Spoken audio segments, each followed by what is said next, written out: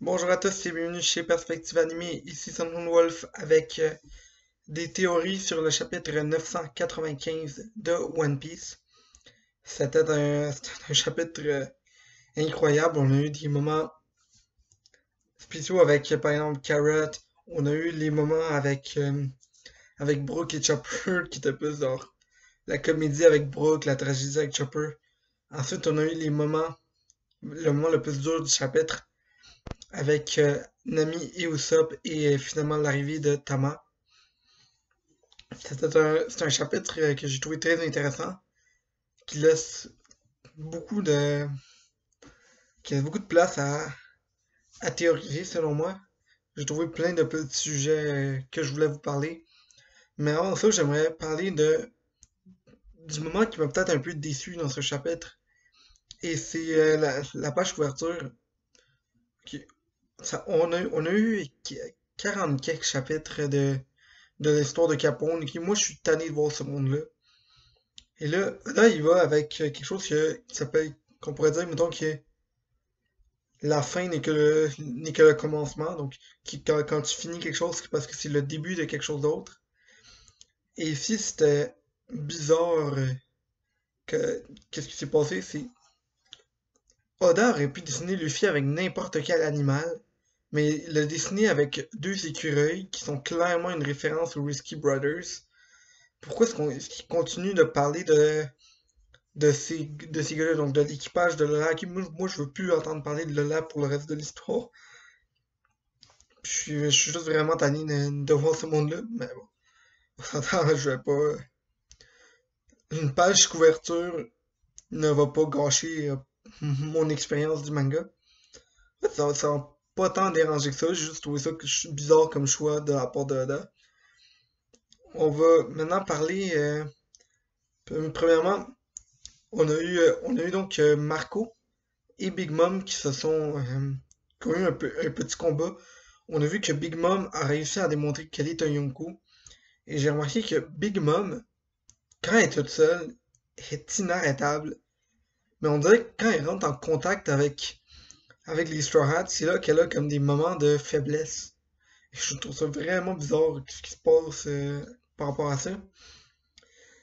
Mais bon, ouais, j'ai trouvé que c'était cool d'avoir une Big Mom qui montre qu'elle est vraiment une Yonko. Même si moi je suis pas du genre à chialer par rapport à ça, c'est cool qu'elle le prouve en tant que telle.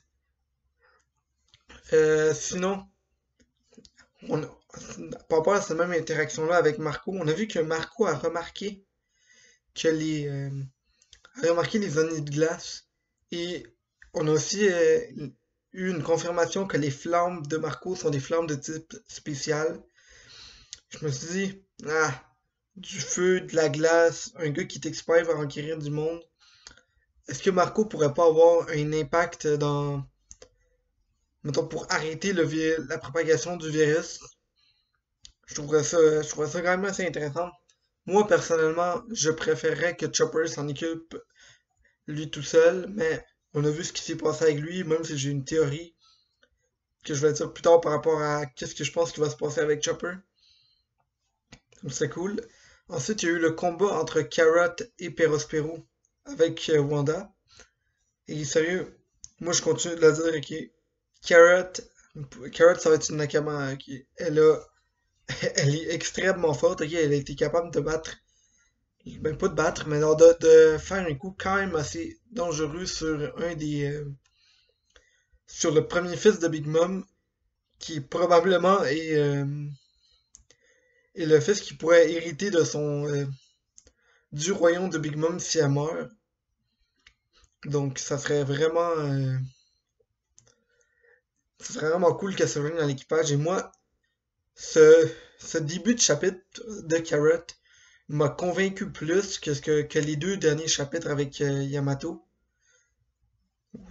Non, je pense que c'est un chapitre qu'on a eu de Yamato. Je pense que Carrot a sûrement montré qu'elle mérite autant d'être une Straw Hat que, que le fils de Kaito. Donc, j'ai trouvé ça très cool qu'elle puisse avoir un peu de protagonisme. Si Big Mom a remarqué Carrot, elle a remarqué le Sulong. Puis ça, pour moi, c'est assez spécial vu qu'on sait que Carrot a complètement anéanti la flotte de Big Mom. Et donc, peut-être qu'elle va vouloir se venger, mais je pense pas que ça va arriver. Puis on voit que Big Mom, elle porte pas vraiment attention au monde. Elle va, elle va porter attention aux Straw Hats et à Marco. Mais pourquoi Carrot? Ça, pour moi, c'est un indice que Carrot va être une Straw Hat un jour. Passons au moment avec Chopper et Brooke. J'avais prédit dans une ancienne vidéo que Brooke allait se faire mordre, mais que ça allait pas avoir d'impact. Et ça, je pense que pas mal, beaucoup de monde s'y attendait. Mais ce que personne s'y attendait, c'est que Chopper se fasse mordre lui aussi.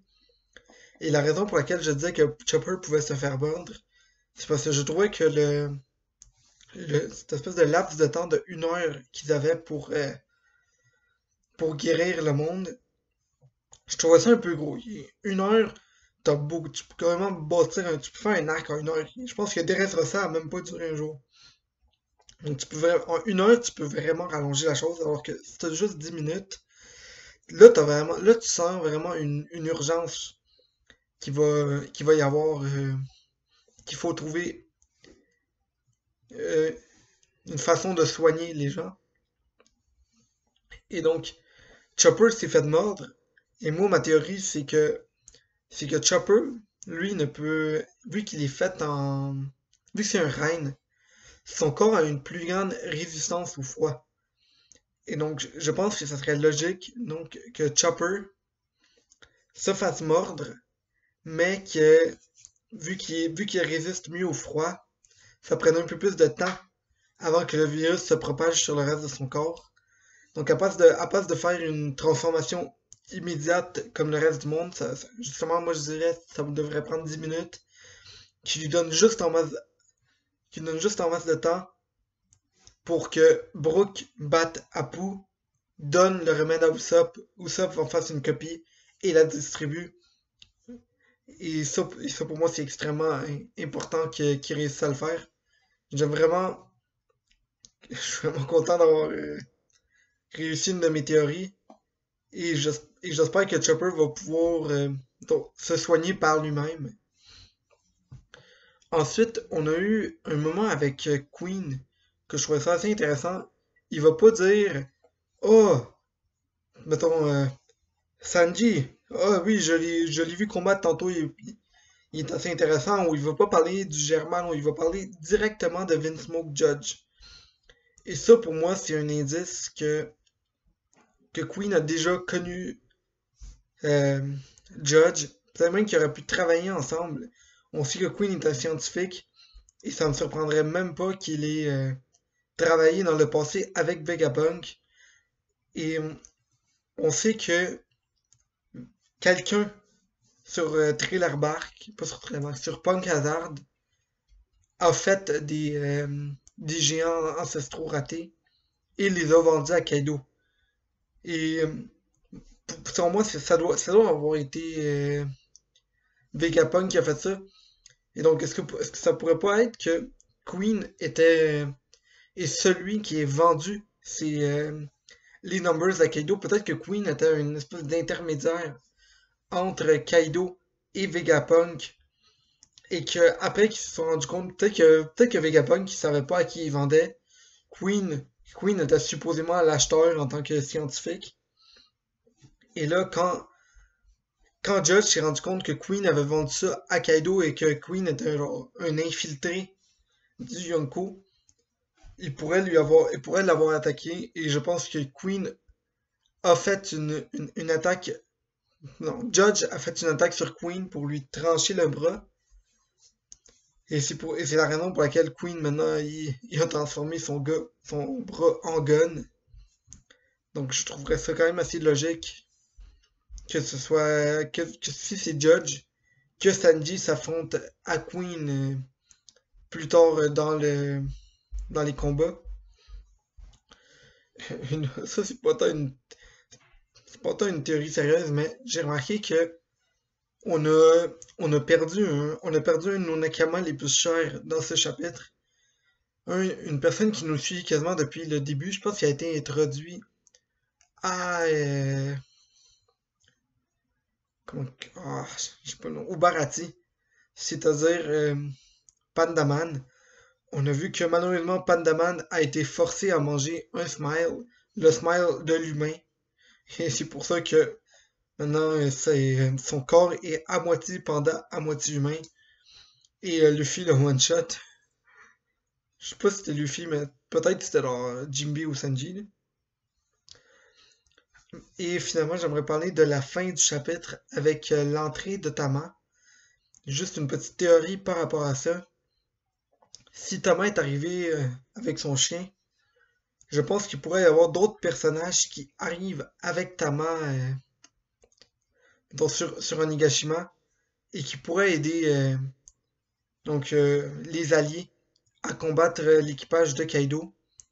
Moi, j'ai trois noms qui me viennent en tête direct. Premièrement, Hiyori, la fille de Oden. Je pense elle voudrait pouvoir se battre sur Onigashima. Je pense que son but à elle, ce serait de démontrer qu'elle est elle aussi l'héritière de Oden. Et je pense que ça serait logique qu'elle suive la petite Tama. Je pense pas que Tama soit arrivé tout seul, très, ça serait très stupide de la part du prochain personnage qui est Tenguyama Hitetsu. On se rappelle, c'est le forgeron il a fait euh, plusieurs sabres qu'on retrouve sur Wano. Et j'ai pas les noms des sabres, j'ai oublié de chercher ça, mais on a, on pourrait donc avoir un gars qui possiblement pourrait manier l'épée, être présent sur Onigashima. Et le dernier gars qui a été introduit et qui je trouve, a été sous-exploité. Je pense que c'était un gars extrêmement intéressant, puis il a juste servi à peut-être distraire Zoro pendant quelques chapitres et nous débarrasser de Shusui. C'est Onimaru, donc l'espèce de gars qui peut se transformer en renard. Je pense que ça serait logique que ce gars-là intervienne dans le combat parce que je pense que sinon ça serait un peu un personnage gaspillé. Et ça serait quand même cool de l'avoir présent sur Onigashima. Donc c'est les trois personnages que je voulais présenter dans ma théorie. Et c'était pas mal toutes les théories que je voulais faire par rapport au chapitre 995. Je pense que c'est un chapitre qui laisse place à plein de petites théories. Je suis sûr que d'autres mondes que moi vont trouver d'autres détails dans le chapitre. Mais c'était quand même un chapitre quand même assez cool. Moi j'ai vraiment apprécié ce que j'ai vu. Et on se retrouve très bientôt pour d'autres vidéos. Donc likez, dislikez. Vous pouvez aller voir ma réaction live, la review de Tano. On fait d'autres vidéos de One Piece, on fait d'autres vidéos de manga en général. Donc c'était Sandrine Wolf, bonne journée tout le monde.